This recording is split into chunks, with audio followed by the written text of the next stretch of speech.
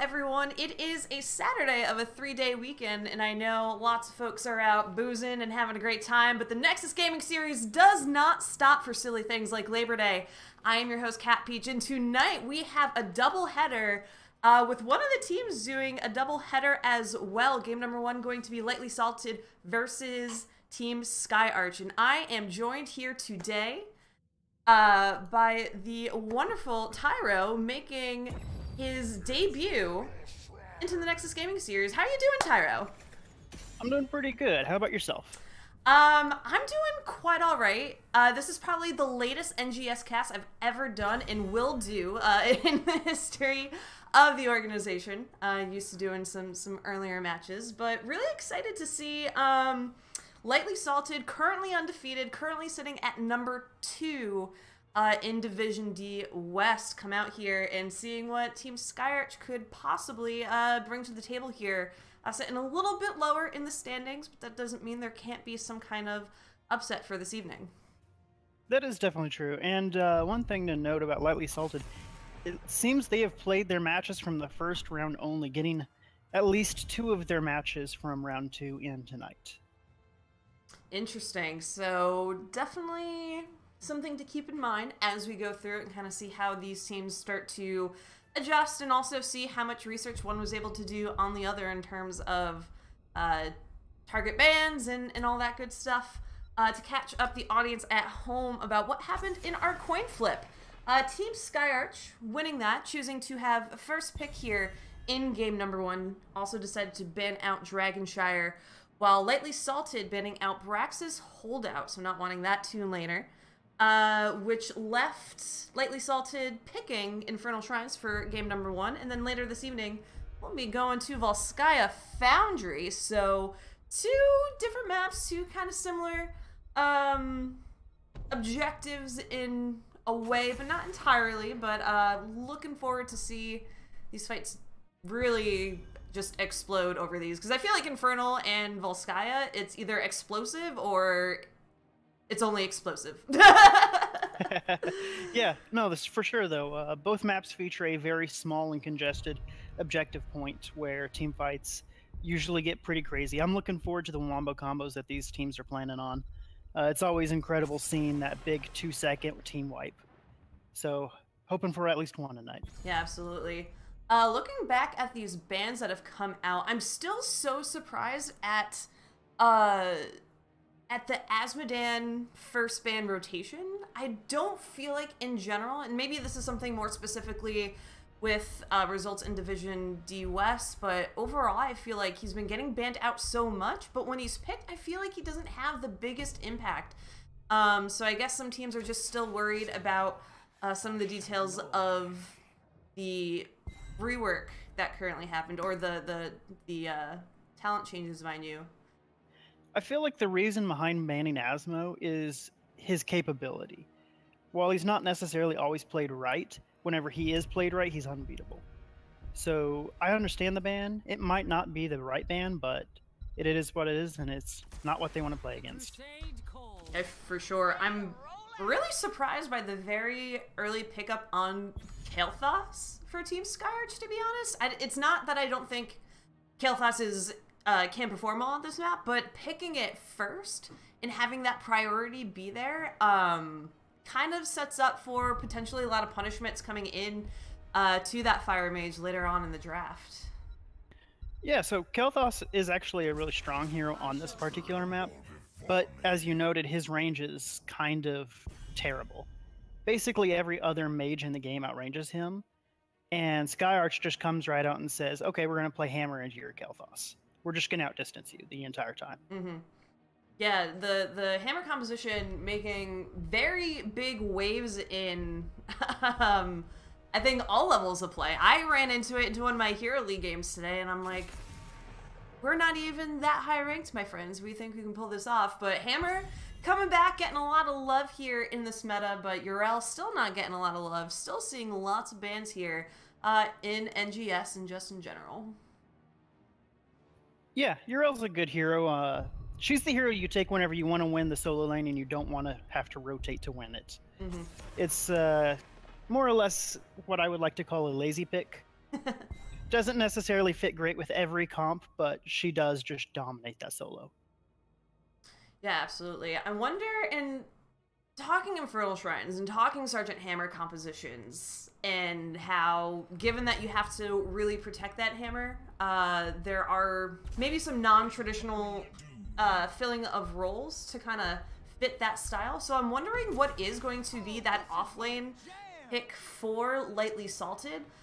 They are picking up that Lucio, which they have shown to love so far this season. My first 2 games that I casted with them earlier this season, Lucio, both times around. And I'm wondering if it's something for the rest of the teams in Division D to kind of take into consideration when trying to ban out heroes that can be played on the side of Lightly Salted. Yeah, absolutely. I do enjoy researching the teams that I'm playing against, and seeing this team and seeing them play the Lucio and seeing their dominance with the Lucio. It's probably something that we would have chosen not to play against. I was kind of surprised, but seeing the Artanis come out against the Hammer, pretty strong if he can get the swap. If not, I feel like he may be a liability. Yeah, I almost would have liked if somehow Lightly Salted could have picked up that Artanis and kind of forced the swaps into that range in case there was a skip. Instead, picking up the Zagara here in that last pick slot. Gonna be laying out that creep, trying to keep tabs on the whereabouts of Skyarch here. Also kind of skipped over that Junkrat pick. Fantastic for being able to poke away at that hammer, which is one of the risks of taking her that early. Sure, you want it, but being able to say, hey, Team Skyarch, we're now going to let you have your field day and say, if there's something you want to pick, if you want to pick Chromie against a hammer, you want to pick that Junkrat, here you go. So, a little bit worried for Lightly Salted, but given their dominance so far in Season 5, they've probably thought about ways to deal with something like that. Yeah, honestly, I expect to see Hammer in the 3 or 4 man, depending on what they choose to run. I kind of expect the 1-3-1 from them with the Zagara and the Phoenix. But maybe you could throw that Hammer, Joanna, and Lucio down in maybe the bottom lane and just push away, while Zagara does something similar top. Mm-hmm. Because you don't have anyone on the side of Skyarch who's going to be able to handle the push from either side. Yeah, for sure. I do wonder how... We were talking about some heroes, like when they work, they really work, like that Asmodan. But Zagara also, it's either going to really work for Lightly Salted, or I feel like it's not going to really get the punch that they were maybe initially hoping for. Double Specialist, always a big risk, and they are willing to take it in game number 1, so props to them. And I'm wondering if that's simply a confidence in knowing how well they've been doing this season. And so they're willing to do something a bit stranger, but in a bracket system where every win matters, is it too much of a risk to take when you kind of want those domination points? Well, I do love the strange draft. I love the comfort in being able to take those 2 specialists. And I feel like if they can make it work, it's going to be an absolute treat to watch. Yeah, it'll Banelings left and right, poison explosions, creep everywhere is potentially a nightmare scenario for the likes of Team Skyarch. But we are going to get into this game number 1, so let's get to it. In the blue, we are going to have Arch Valley on Phoenix. Wafflecopter will be on that Sergeant Hammer. Resonance playing the Zagara. Delta on Johanna. And Absolute Yoda rocking it on the Lucio. Lightly Salted. 10 seconds. All right, and playing Skyarch, we have Skyarch on Artanis, M58 Gogan on Junkrat, Womack on the Diablo, Samsonite on Alexstrasza, and Unknown playing the Kel'Thas. And that Kel'Thas really is a little bit of an unknown for us. We are not seeing Convection Kel'Thas, so we can all take a deep breath and know that that's not the case. This immediate attempt from Skyarch to get some damage in onto Wafflecopter there in that hammer, not yet mounting up into that siege form, knowing that there's a lot of displacement tools that can punish if Wafflecopter is not extremely careful of how they use that. The beautiful swap, though, coming out from Skyarch. And Hammer, first blood of the game. Yeah, that's that Artanis value against the Hammer. If she sieges up, then she is a prime picking for Artanis. Yeah, and it is going to hurt. And so the rest of Lightly Salted just going to have to make sure that they are prepared to either simply sacrifice Sergeant Hammer if the swap goes in, or be able to be more that front line, maybe bait the swap, have Johanna be there to absorb it instead, simply walk out of the situation. Resonance up here in top, though, we can already see all this creep that they're laying out here, making sure they have that vision, making sure that Zagara is going to be able to lane and not worry about any sneaky rotations coming out of Team Skyarch. Yeah, Artanis is definitely going to need a gank against this Zagara, otherwise, I mean, you can already see it, half this wall is gone, and we are just a minute and 40 seconds into the game. She is going to have immense value against this Artanis. Yeah, and simply the range on her as well going into that Artanis. Unless Artanis is nailing those swaps, it's going to be hard for him to clear those lanes or really deal with that Zagara in a comfortable way. On top of, you know, later on in the game, opting into some of that additional speed and armor coming from the creep will just make it nigh impossible, I think, for Artanis to really deal with her. Yeah, absolutely. I like what I'm seeing out of Skyarch right now. They are running a more rotational composition, which is excellent against Hammer players. If you can catch the Hammer out of position, say pushing a tower, that can come into be real value instead of running the 1-3-1. Yeah, absolutely. I like the Condemn coming out from Delta here, trying to make Team Skyarch kind of question this push they had in there, passing over that kind of line of scrimmage there in the mid. Makes them a little bit vulnerable, but forcing the Condemn, making sure that they're displaced, feeling uncomfortable, forcing the early rotation down to the Shrine area, and Team Skyarch seeing if they can instead simply capitalize on that rotation, starting to clear, waiting for Lightly Salted to really be the one to engage and try to punish that. Yeah, I like what they're doing right now. They're pushing out the lanes. You saw Junkrat clear middle.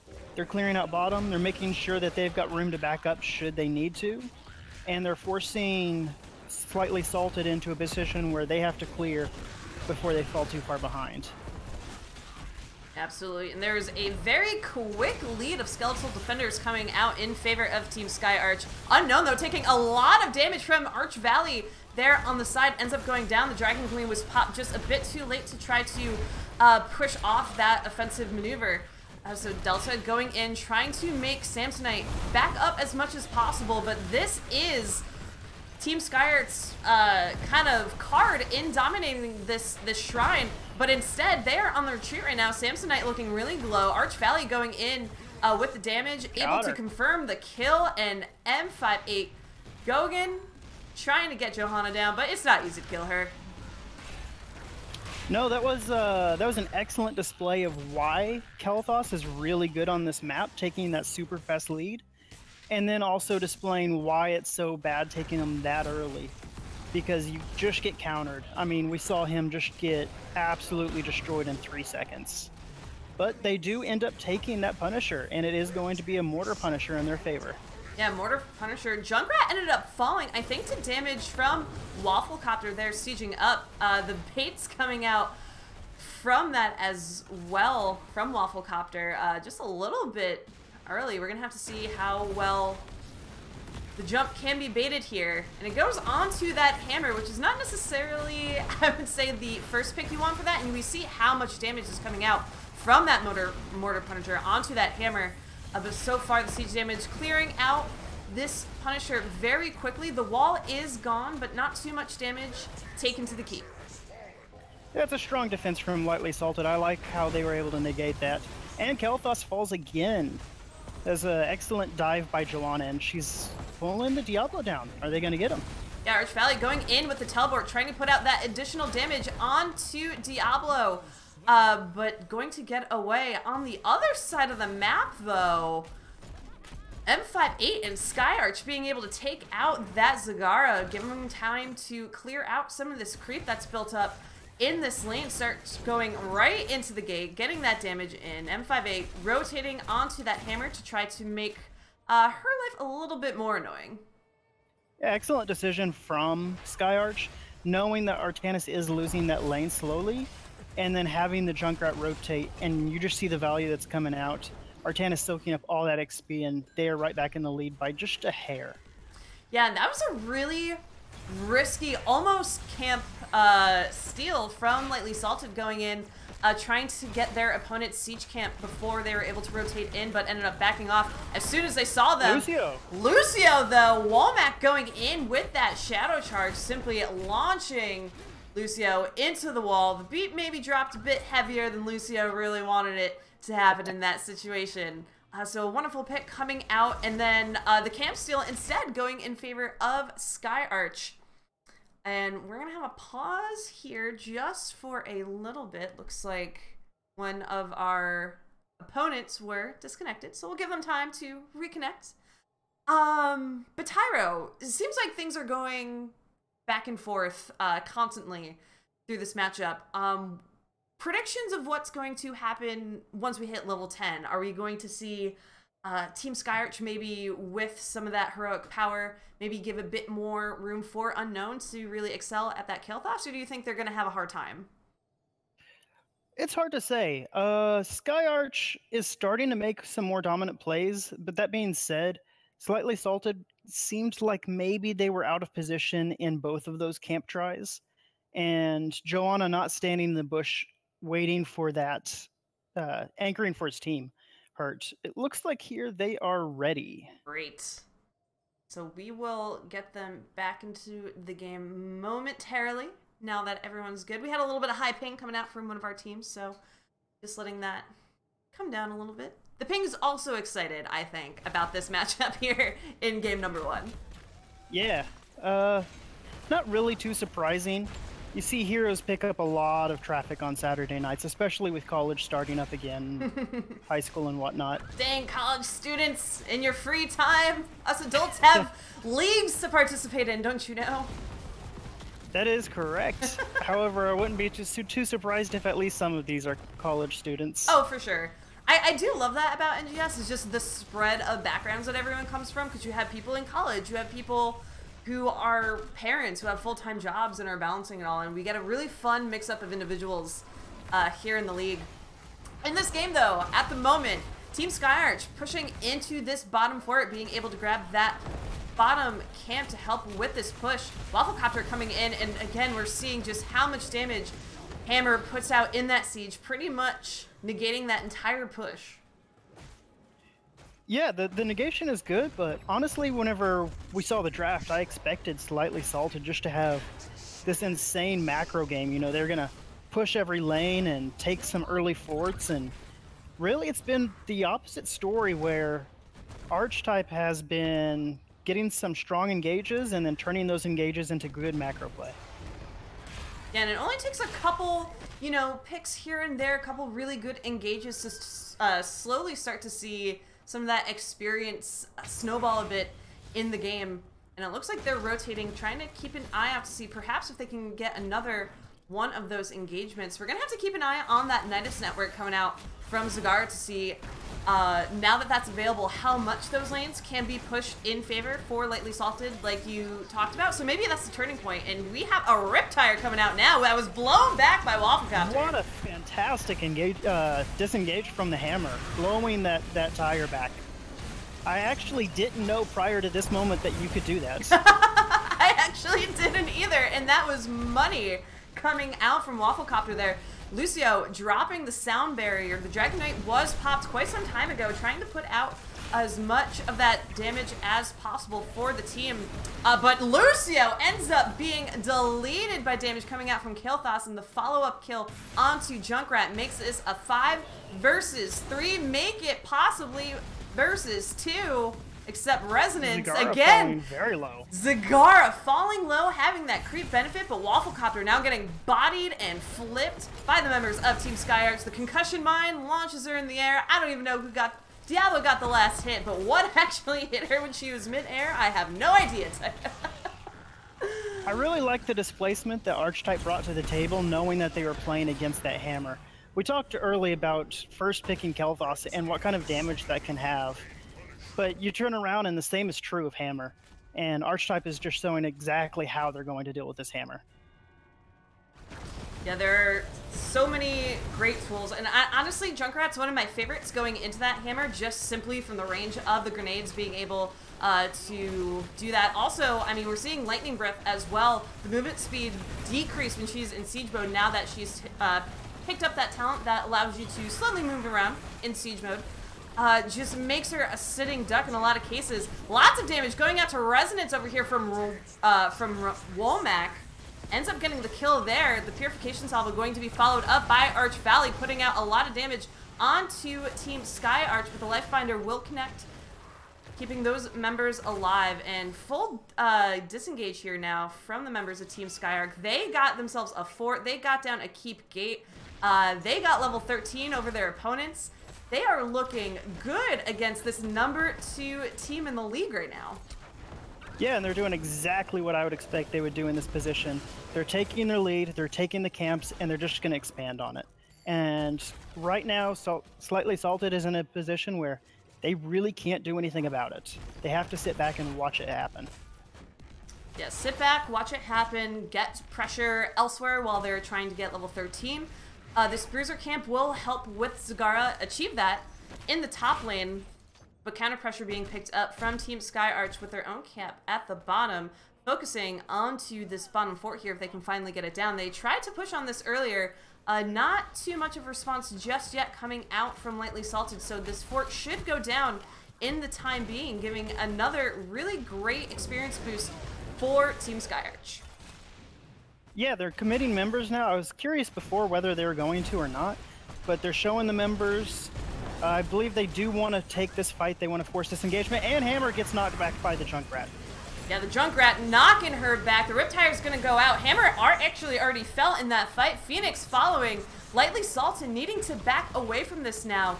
Johanna getting very low on health. Can't necessarily take the front line as she usually does. M58 just going to launch out of there saying, all right, I think we're done. See you later. Here's a mine of mine, and bye. But all during that also allowed a lot of pressure to build up here around this camp in the mid lane, and the immediate rotation coming out from Team Skyarch to capitalize on it.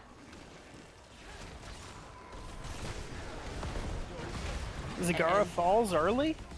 Very early, caught out there. Great punishment coming out from Team Skyarch. This camp just wailing away at this keep. Skyarch himself going out onto that backline, taking out that Lucio, removing the support from Lightly Salted. This keep is going to fall, and the 3 members of Lightly Salted simply waiting here. Simply, they can't push into an enemy with level 16 when they are only, you know, with their level 13 talents. Junkrat being able to get experience up in the top lane. Team Skyarch, I did not think they would be able to have a performance this dominant in this matchup tonight. Yeah, they've definitely played extremely clean. Haven't really seen too many mistakes from them, and any mistakes they have made, that hasn't really been punished. And it's definitely reflected in the level and in the kills right now. 11 kills in the way of Skyarch, 4 in the way of Slightly Salted. Yeah, and that is quite the big difference, and I'm glad to see that Unknown, after those first couple picks on them in the early game, being able to be a bit careful with that positioning, making sure not to get caught out of position like that again. Lightly Salted trying to make up experience wherever they can. They are 5-man pushing in this bottom lane as hard as possible.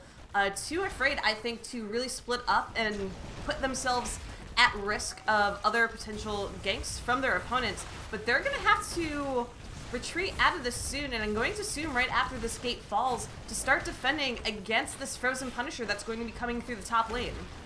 That may be the case, but at the same time, if Skyarch doesn't turn around, this could be a core in the way of Slightly Salted. They look like they want to take that race. Are we racing this?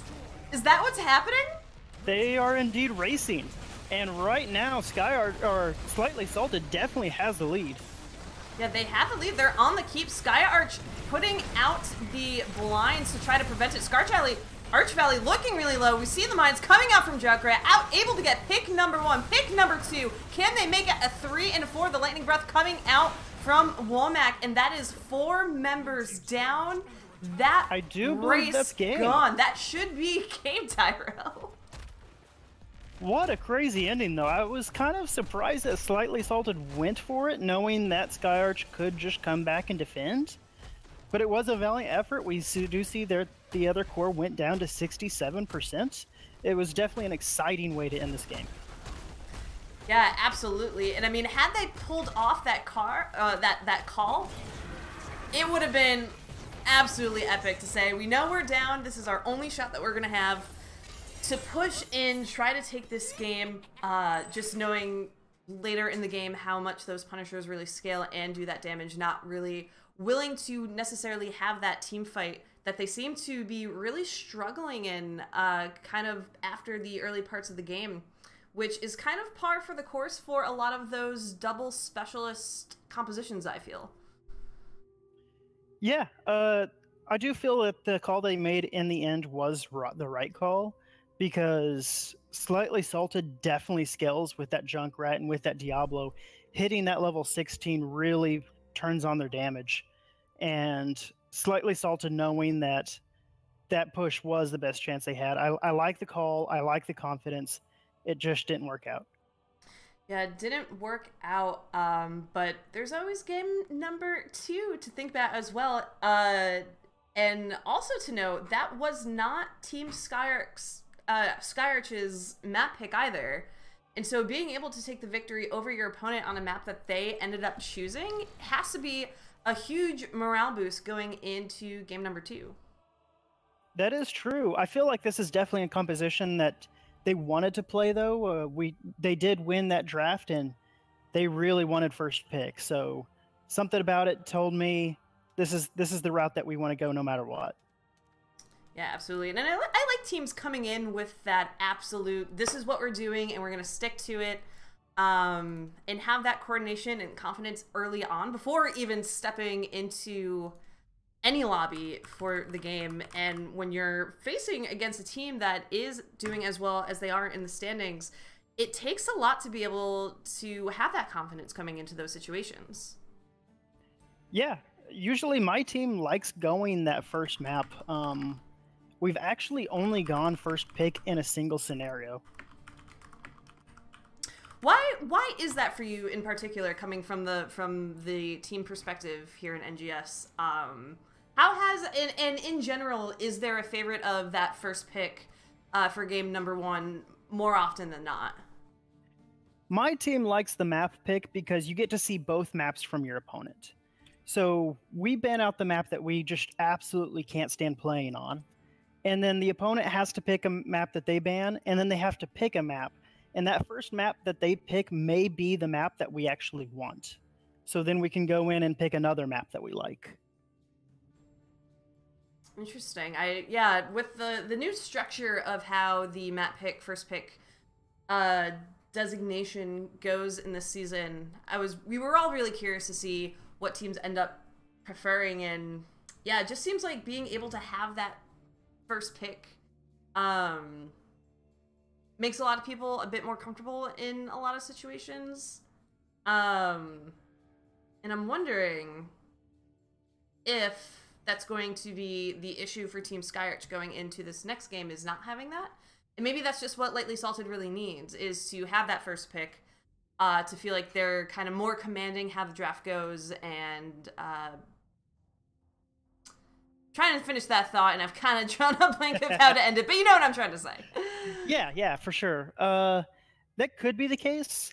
However, this is Skyarch's map, and Volskaya is my favorite team. My team's favorite map is Volskaya. And this map is all about wombo combos. It's all about zone control and what you can do with a team fight. And I feel like them picking this map, they have an idea and a plan on how they want to carry that out. And I'm very excited to see it. Yeah, and I'm wondering if Lightly Salted, after not being able to command as much as they had planned in game number 1 with that double specialist composition, if we're going to see them go back to something a bit more expected. I'm trying to actually go back in my notes here to see what kinds of other heroes they were drafting earlier this season. And the Johanna, definitely a comfort. The Lucio, definitely a comfort. They pulled out an Asmodan Kel'Thuzad, actually, on Infernal Shrines against Peel Team 6 this season. So I'm wondering if we maybe see something else like that coming along the line here on Volskaya Foundry. Possibly. I would like to see some Asmo play, but given the super early ban, I somehow doubt it'll happen unless one of the teams decides that respect bans are needed.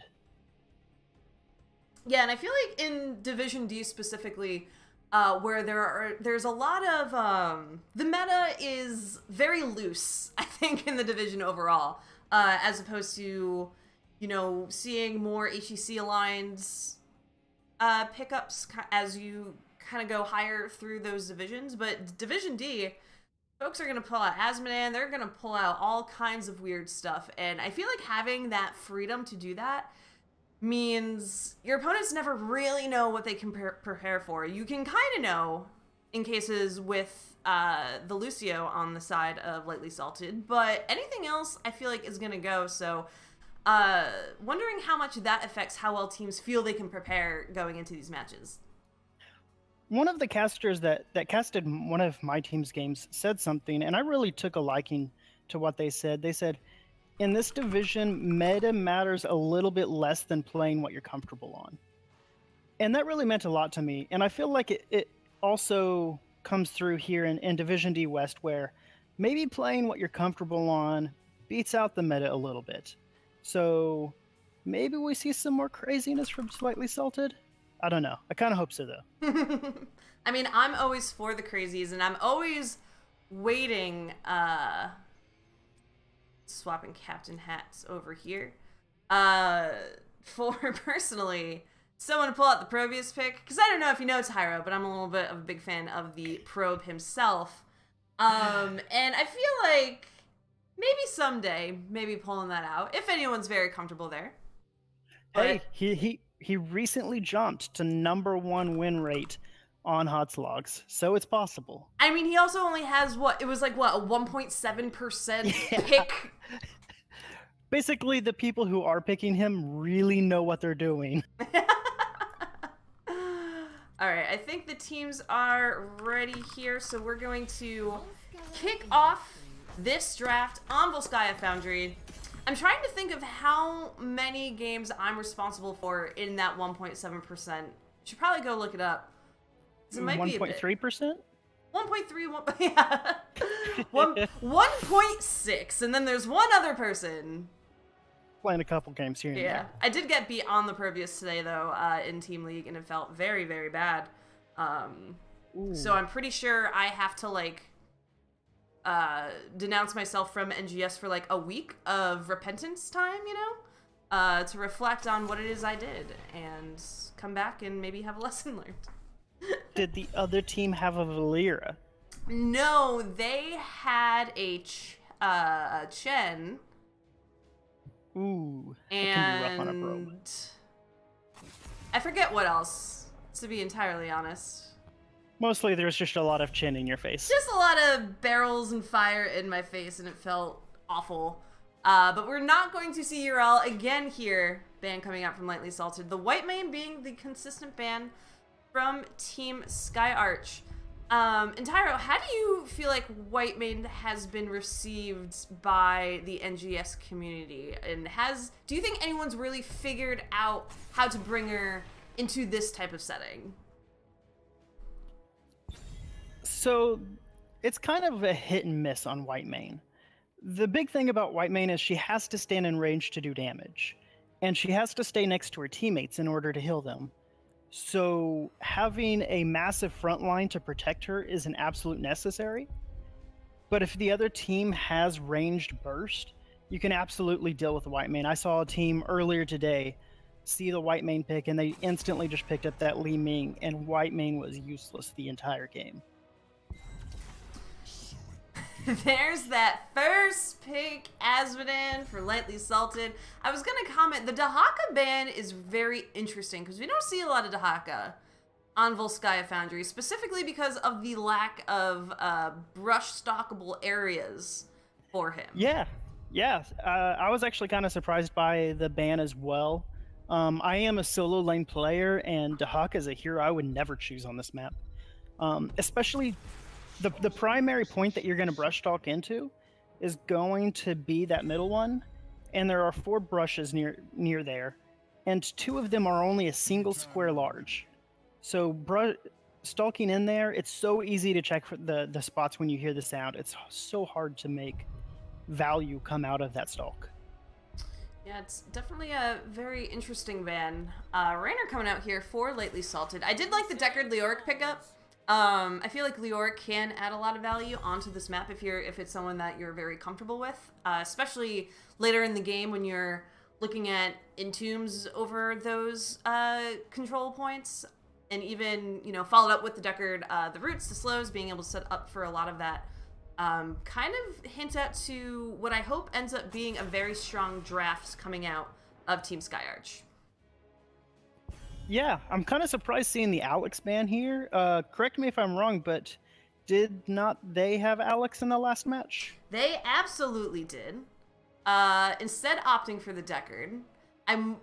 But to me, this is still a Lucio map. There's, especially around the control points, you have so many skatable walls that you can just kind of zip and zoop and zam around.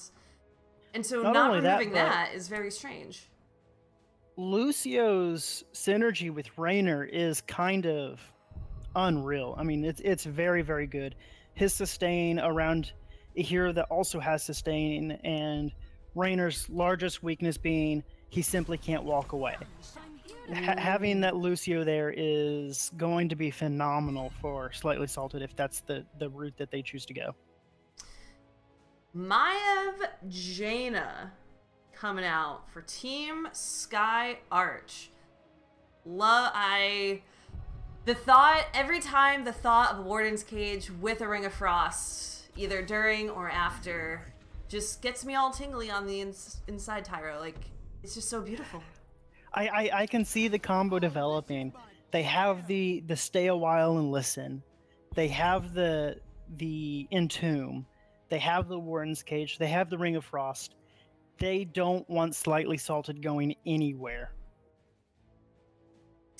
Yeah, we end up finally seeing that Lucio for Lightly Salted. The Blaze for that solo lane coming out as well for that wave clear. Also, Bunker being able to protect from a lot of damage, potentially coming out from that Diablo.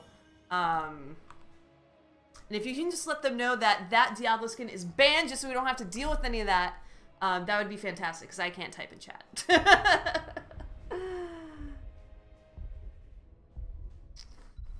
But yeah, the Lightning Breath from Womack last game had so much value in a lot of those situations. So repause on that hero for them. And oh man. So thinking about who has the upper hand here in this draft. So it's actually a pretty hard call. The burst and the sustain coming out from Slightly Salted or Lightly Salted. I don't know, I'm blanking. Somewhat salted. Somewhat salted. Some percentage. They do have a very large amount of sustain damage and a very large amount of sustain in the form of self-healing. I expect to see Laws of Hope coming from Joanna. So you're going to have 4 different heroes that can heal themselves, with Asmo sitting way far in the back, way away from everyone else, and just dishing out the damage. Whereas Archetype, if they land those combos, those big wombo combos that they are clearly looking for, they could do a lot of damage and in turn take a lot of macro. So we'll see who executes. Yeah, and with a specialist comp for Lightly Salted last time around, I feel like they didn't have as much control of the macro throughout the game as their opponents. So perhaps there has been a weakness spotted in Lightly Salted that the division is starting to take advantage of. But we're going to have to see if Lightly Salted can pull out a win here in game number 2.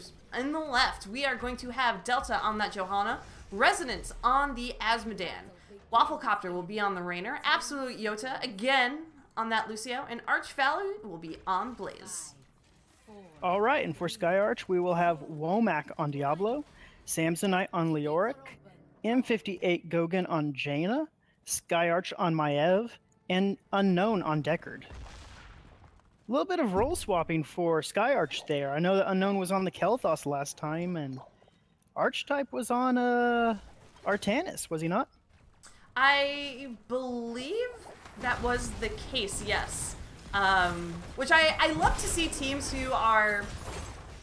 They have players that are well-versed in many heroes. A lot of damage, though, coming out onto Delta, even though it's a Johanna. Johanna being first blood here. Team Skyarch not messing around here. No, not at all. That was a phenomenal amount of CC. Breaking through the Johanna's iron skin there and then keeping her posted where she couldn't get away, and great body blocks coming out. Rainer may be in trouble. Yeah, Womack is trying to get in range to get some kind of damage onto that Rainer, but it is for naught. Instead, coming back up, helping to get those souls stacked so that Womack can be a bit more advantageous in their positioning later on in this game. But both teams just rapid fire rotations, although it seems like in terms of wave clear, Team Skyarch, at least seeming like they might have the upper hands if they continue to simply bully the members of Lightly Salted during these rotations. Yeah, looks like that's definitely Archetype's desire there with his gank solo. I was a little bit surprised, but it worked out in the end. His teammates were able to rotate quickly and take advantage. Rainer falls. Rainer ends up falling, so already 2 kills in favor of Team Skyarch. And I'm wondering now that they have a little bit of an experience lead when we start to see the focus on grabbing some of those turrets, potentially that support camp, to help them control the control point, as it should be spawning in a few minutes. And so usually by this point we have teams checking those out, and it looks like Skyarch going to start on the fortification camp for their team. No one yet, though, on the side of Lightly Salted really focusing on those. Yeah, I was kind of surprised they started this late, honestly. Little known fact, if you take them as soon as they are up and you plant them on the point during the fight, it will respawn in time for you to use it again. They respawn wicked fast. Like, it blows my mind how fast they respawn because of how much of a difference they make in controlling those points. I feel like maybe one day we'll be revisited by Blizzard, maybe extending it a little bit further. But we already have a turret held on here from Skyarch, so watch out for that to drop. The members of Lightly Salted finally focusing on their own, looking like they're going to give the first couple of percentages of this objective to their opponents. Yeah, Skyarch definitely holding a very dominant position. I feel like Lightly Salted really relies on getting into position and holding that through their sustain. But Skyarch taking the initiative and being on the point. Yeah, being on the point. Lightly Salted trying to come in here and back them off from it, however. Blaze and Leoric finally coming up to join the party. Womack going right into that Wafflecopter, trying to distance themselves, but the tether coming out from Skyarch actually does not pull in Wafflecopter, so they're going to get away with a little bit of health left, and so far the percentage is still ticking up for Team Skyarch here. Delta going in with the Comden, some damage coming out. The jet propulsion doesn't necessarily connect from Arch Valley, and Delta looking really low on this Johanna, going to back away, and this should be objective number 1 going over to the members of Team Skyarch. Yeah, something that they did in that fight was very commendable. Maev focused on Slightly Salted's turret before dropping his own, giving them that extra control after the turret fell, and it was enough to push them back. Yeah, I know a lot of teams are very tempted simply to throw them out as soon as possible, and then you have multiple turrets kind of flying around, but making sure that your opponent's is taken out before you lay yours out It's a bit of it's a patient step, and I think it's one that had Team Skyarch not had the advantage on the beacon already, maybe was not something they would think to do. But having the advantage, spending a little bit of that time being able to take out that turret, take out that advantage for your opponent, just makes it that much easier to get control and to keep control. Yeah, one thing to note about Skyarch, a lot of people these days are taking the first protector and trying to take that fort, get an early experience lead. But Skyarch prioritizing that top fountain, making sure that they will have advantage on the second protector. Yeah, and they're already eyes set on that, and eyes set on getting a kill on Lucio. Delta low as well. The members of Team Skyarch being able to pick and prod at whatever hero is in their eyesight here on the side of Lightly Salted, and puts them in a tough position. They're, again, down in experience. They're down about a level, so they're going to have to see if they can make up any of that experience elsewhere on the map, so that they're not facing a situation where their opponents have 10 and control of a beacon. So that's going to put them in between a little bit of a rock and a hard place. Yeah, I expect the beacon to start its mojo here in about the next 45 seconds, and that's going to be just enough time for Skyarch to hit that 10. So hopefully we can see Slightly Salted make up for it in one way or another, possibly through a camp invade. We do see 2 members top. Yeah, the rotation's coming down, but I don't think they actually even expected a camp steal from their opponents.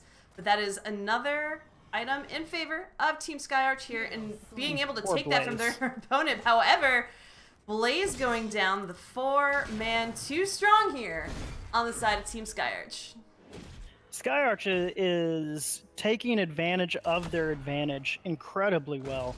Moving the macro. We saw it last map, taking the camps. They're doing it again right now. They're taking this healing camp knowing that they have the 10 and Slightly Salted simply can't oppose them. Yeah, and that gives them a lot of freedom to be able to do those camps without that fear necessarily of a initiation. There are some teams that will still go in anyway, but I don't think here on the side of Lightly Salted, the way that the game has been going so far, that's a risk that they're necessarily willing to take. Yep, I think Slightly Salted is reacting in the way that they should. They're split up.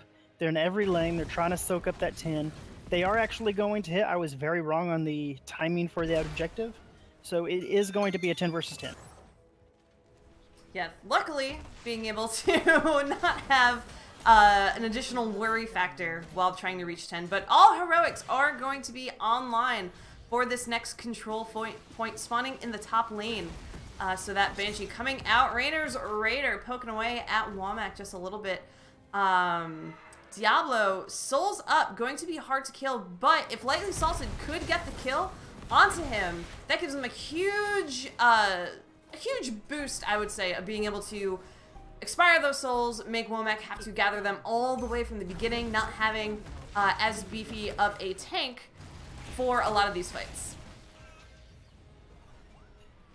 Possibly. It's interesting. This objective has spawned in. Just now we see Archetype moving on to it. They do have 3 different objectives to hold that point, and to see him kind of step back, I'm very surprised. I expected them to be wanting this fight, wanting the Wombo, and they are content to stand at their towers. Yeah, they're going to stand at their towers. They know as well that if they poke and prod at this fight slowly and whittle down the health bars of Lightly Salted, they don't have that well to retreat to. So they can force a harder rotation to regain that health, take back this lane a little bit more, and simply push the advantage that way as well. So they know they have the upper hand and don't necessarily have to engage as hard, maybe as they ideally would want. But I feel like we're at a breaking point here, and something has got to give. Yes, Slightly Salted needs to make a move. Because of the way that... Speaking of. That's a move for sure. The Ring of Frost, the Stay a While and Listen, the Warden's Cage, all coming out for Team Skyarch. Skyarch with that Fan of Knives trying to secure the kill now onto Delta. Johanna going down. Blaze going down. It is a bloodbath here on the side of Lightly Salted, and that Protector going in favor of Team Skyarch, now on the move to see what they can do without anyone on the field. to prevent their onslaught. Yeah, honestly, I expect them to take a keep wall or maybe 2 forts, but the experience lead is definitely going to be showing, just like it did last game. You're going to have that 3-level lead, all those kills. And it's starting to get ugly here for Slightly Salted. I wonder if they can make a comeback. Yeah, I think it's going to be, you know, for now, focusing on getting this Protector down, and then how safely can they get to 13? If they can, they are almost 3 levels behind in this scenario, and so they can't even go in too hard to eliminate this Protector out of fear of the members of Team Skyarch simply punishing them for stepping too far away from that keep that they're so desperately trying to defend. It looks like Skyarch does want this keep. They are not going to try for a different eye, and the Ring of Frost deletes Asmodan. Yeah, Asmodan and 2 others in the process. The bunker's going to come out from Arch Valley just to do a little bit more poke damage. Not able to necessarily save anyone in this situation, however. This keep is going to fall. Skyarch with the tether onto the remaining members of Lightly Salted. The keep finally goes, and the retreat is on. Team Skyarch up 15-12 on their opponents. Take first keep of the game. Now I set on the siege camp while Raynor ends up being taken out by Skyarch. Skyarch is behaving like a team who is in the lead, even in HGC standards. They are playing about as perfectly as they can. They are taking every camp, they are pushing every lane, and they are just taking the right fights at the right times. I'm really impressed with their gameplay tonight. Yeah, they have really stepped it up here, and you know, we talked about how every one of those games is going to matter, and it's not just whether or not you win the series or not, but being able to get a 2-0 over a stronger opponent and knowing that they're going to have a series after this as well is going to possibly play some mind games, right, for Lightly Salted of saying, we feel like we should have won this series, but we didn't, so what does this mean going into our next? I feel like Lightly Salted will be fine going into the next series, so long as the members of the team trust each other. If there's any team derision, it could definitely affect their next games, but if they are in a position where they're not mad at each other, they're not flaming, they can say, okay, this is what we did wrong, let's try to improve, I think they'll be fine for the next series. Absolutely, and I love this turret placement from Skyarch, just in case the rotation came out of Lightly Salted on that backline, having that vision of the tether trying to come out from there. Another beautiful Ring of Frost coming out from T Skyarch, the Lightning Breath doing lots of damage onto Wafflecopter, and an overcharge going to make sure the kill is confirmed. The fort goes down, Resonance being body blocked by Jada and Diablo, and that's another 3 kills for Team Skyarch. Yeah, that positioning for the Maiev was very, very aggressive. She did drop extremely low, but Deckard has her back up to full, and that was a very, very valuable Warden's Cage that she dropped. Connected well with the ring, and Slightly Salted paid for it. Yeah, that is why that combination, whenever I see the 2 heroes, even if it's a situation where I think a Jaina might go Water Elemental, I just start getting shivers down my spine, because having the lockdown and then having all that damage come out from that ring, and then not being able to safely escape because of the Warden's Cage just puts teams in a position that you can't really draft to get out of. We see another beautiful tether again coming out from Skyarch. A beautiful combo. The coordination of these heroics has been on point all game, and that is 4 members down. They have their eyes set on this keep, Tyro. Yeah, honestly, we have 20 seconds before Lightly Salted can come back and fight. This may be game, depending on if they wish to push. They do not. They're going to play it safe, they're going to go back, and they're going to take the objective. Play it safe, get the fortification camp, bank on the Protector. Because like we talked about, having that experienced lead means that your team's not going to push into that Protector. Having the Protector be in the bot lane where you've already removed the keep should be an easy win here for Team Skyarch. So I'm wondering what last-ditch effort we see the dance here coming out from Samsonite, feeling real good. about this matchup. But if anything, what can Lightly Salted do to just stop the bleeding a little bit for them to catch up in talents and experience here in the game? Honestly, Lightly Salted needs to go for that Hail Mary play, the big team fight, and they've got to figure out some way to win it, because if Skyarch takes this Protector, the game is over. They're just going to walk it right into the core. And they potentially might have a pick here onto Womack. They see Diablo rotating. Stay a while on this, though, from Unknown, stopping that charge immediately. Archvalley's going in onto Womack, trying to put out the damage. The teams here are incredibly spread out. The Lightning Breath going to come. Maiev ends up being taken down up top. An absolute Yoda following as well. Maiev, Skyarch falling in that battle, though.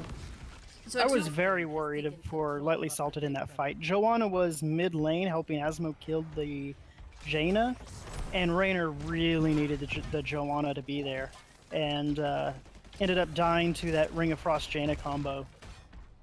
It hurts real bad, and I think that this is going to be the end. Yeah, there's 3 members here to defend. Still 15 seconds before everyone is back, but the damage that comes out from the Protector at this point in the game is already gone through the shields. Resident's trying to put out as much damage as we can, but it is looking like this is going to be a 2-0 in favor of the underdogs here, although lots of core health still around. The members now finally back up from Lightly Salted. This might be their chance to defend this and make this game last a little longer. Yeah, there's a little bit more team fighting than I thought. Even if they would have focused the core, I don't know if it'd be gone yet. Yeah, but with the immediate pick onto Delta, the Lightning Breath coming out to make sure Wafflecopter takes a lot of damage. The bunker placement, at least causing a lot of damage onto Team Skyarch, but Womack being able to secure a lot of kills there. But I don't think... With the camp, all right, so they have the camp there finally. They're going to go back in, and Womack Samsonite being able to finish off that core. 2-0 for Team Skyarch here tonight. Whew, That's a very dominant performance. Very dominant, and I don't think anyone, and I've been keeping an eye on chat here during this game, I don't think anyone in chat was necessarily expecting that either.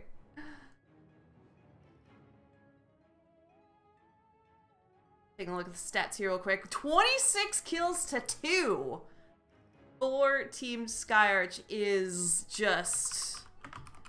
If that doesn't say dominant, I don't know what does. They had excellent map awareness the entire game. It was very obvious why they chose Volskaya Foundry. They did have a plan, and they executed it flawlessly.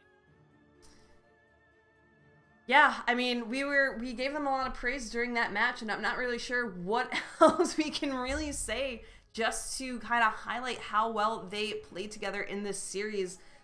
Everything seemingly went according to plan. No wrenches on the side of Lightly Salted being able to be thrown into their compositions, their rotations, into the team fights. It was just, everything came up roses for Team Skyarch. So congratulations to them.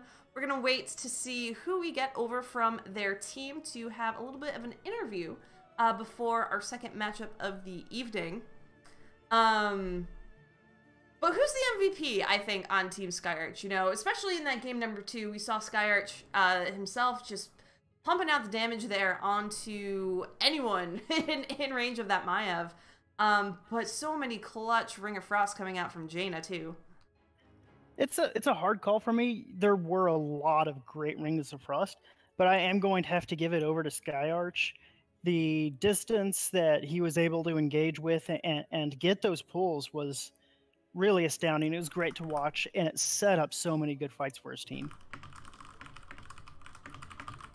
Yeah, I mean, the setup and simply the damage it pumps out makes it just... It's such an attractive heroic these days, and I'm glad that it's made a comeback over the Water Elemental, because that was always the absolute go-to for a lot of teams. But just the value of that lockdown, especially with the high focus damage and a lot of the bursts that we see in the game now, being able to follow up on that is just so money. It makes for a lot of really fantastic plays like we saw there. Let's pop into one of the open lobbies in case someone from Skyarch wants to pop into one of those. They know where to find us. Actually, Skyarch just popped into lobby 5. Great. Skyarch, congratulations on your 2-0 against the #2 team in the standings as of right now. Hey, how are you guys feeling? Thank you. We're feeling good. It was a fun game, I think. I really enjoyed fighting them. That was pretty cool. Yeah, I mean, we had a blast watching there. There were a lot of really clutch plays coming out in both games. In game #1, I'm curious, were you expecting a double specialist composition to come out from Lightly Salted whatsoever? On Infernal Shrines, I don't think we really were. I didn't really expect the Zagara to come out, but I felt like it seemed normal, just because Sergeant Hammer to me doesn't really look like a specialist. Mm-hmm. I just feel like she's more of a damage focus nowadays, especially after they took out that level 20 on. What is it? The BFG, right? Yeah, yep. So, no longer damages structures. Yeah, I know, it's so sad. Again, it's so sad.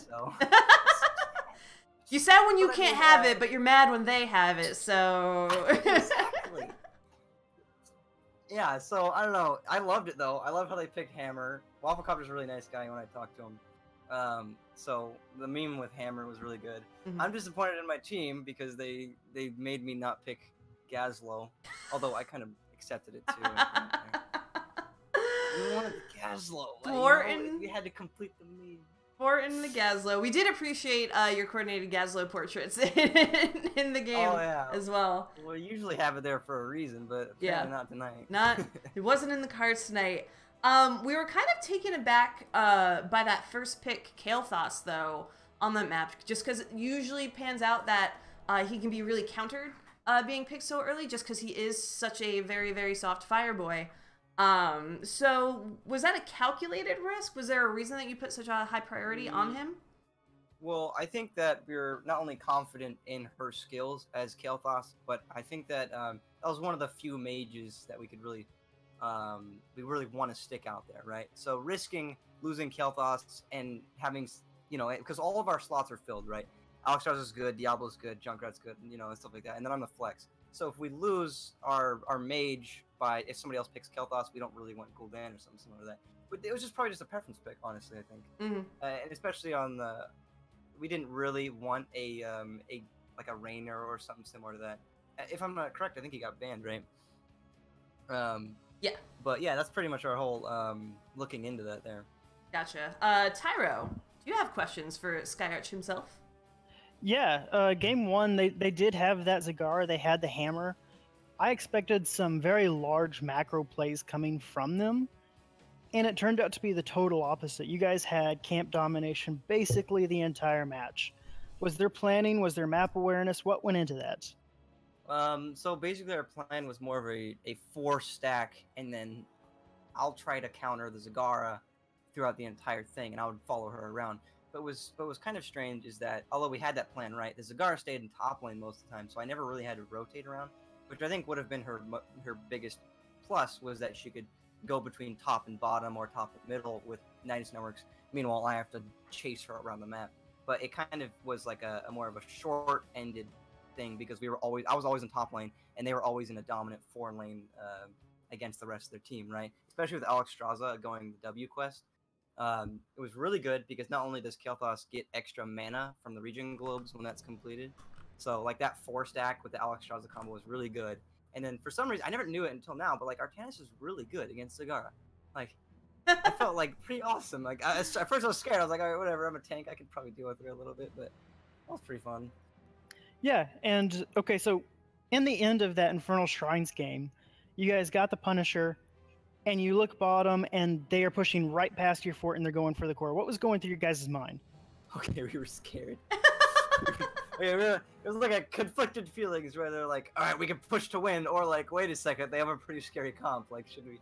And then at first we were thinking, all right, we're going in, we can win because we have Punisher, but because we left myself, Artanis on the back to get the rest, my wave through was probably a little bit slower than Kael'thas, right? So we all get there, and by the time the Immortal would have gotten there, or I think it was the Punisher, right? I don't remember. By the time he got there, we probably would have lost, right? Because it was at 75 or 70% around the core by the time we got actually back. So I panicked and I was immediately like, all right, back up, back up. Don't die, I don't want to lose. It's too much risk. My heart was definitely like going a little bit during that call. I was like, what is going on? Yeah. But I mean, realistically, like we all thought about it and we talked about it. They had a really good idea. Like if they didn't do that, the Immortal pressure would have been really hard on them, or the Punisher, right? Because if it was all the marbles in one basket and they were chucking it at our feet, and it almost got it. So I respect that play though, like going core there. Like they almost had it. Yeah, it was a great call. I think you guys did the right thing. You went back, defended that, and you got the wipe. My final question for you: picking that Volskaya Foundry and then just seeing the domination, that 26 kills to 2. Is that something that you practice a lot? Those big wombo combos on that map? I was surprised that we won like that because, I mean, we don't practice, but like we play games. We play the same comp all the time on the same map, right? Just because we feel comfortable with it. We usually do the same thing, but obviously we switch one person with Gazlow, right? I think we switched. Who was it? Who did we pick? I don't remember. Hold on a second, let me go back. Anyway, yeah, so Asmo was. I don't think No, that was the other team. That was the other team. Yeah, they had Asmo. We had. Oh, geez, I don't even know. It's not on my list. Whatever. Anyway, we would have had a Gazlow, right? So the combo would be Gazlow, Maiev, Leoric, some sort of mage, right? And then so you basically everyone ults at the same time. Jaina was a different pick. We don't usually choose Jaina, but we thought the Ring of Frost would have worked better, right? So everyone, you just basically spam combos. It's just a meme comp. We definitely enjoy those the most, right? Especially on Volskaya because we're confident that Deckard's there. He's usually one of our good picks as well. So I mean, I guess we felt pretty confident in that, and it was pretty nice because most of the time it worked out, right? But at the last second we switched. I think it was Diablo, and then we switched Diablo with Maiev, right? And I scared everybody with my Archangel skin, which is pretty funny. Listen, I just want to avoid any kind of technical issues coming in. Hey, I also have the invisible horse mount on him as well, so. Oh yikes! Well, if no one caught that, then after 2 minutes, it's fair game. Yep. I mean, yeah. So anyway, I enjoyed it. They had a good team. I enjoyed their games. It was pretty awesome. Very cool. They're really nice people too. If you ever talk to them. Yeah, no, they seem like a small team from the interactions I've had thus far with them. So yeah. Great team for sure, and you all were super nice as well. So thank you for being such a great team to cast tonight. Yeah, of course. Thanks for casting us. Oh, absolutely. Before we let you go, though, the floor is yours for any shout-outs you might want to give. I guess I'll give it to Sam because I think Sam did really good. He's Samsonite. He's played Alex Straza on the first round. He did really good, and he really enjoyed the globes. You can hear him yelling at us for the globes, screaming at the top of his lungs. Globes, you know. Yep. And also Wafflecopter for being really nice and lenient on casting times or picking a time with me. That was pretty nice of him, seeing how I got switched like 3 or 4 times. Anyway, awesome. GG's guys, thank you. GG's, congratulations again. Good luck in the rest of the season. Enjoy the rest of your night. Alright, you too. Alright, thank you. Alright, well, we have about 20 minutes before our next match comes up, so we are going to see the reprise of Lightly Salted and see if they can turn things around after that stomp from their opponents, as they're going to be facing Spicy Boys next up. So we will see you in about 20 minutes, so don't go away.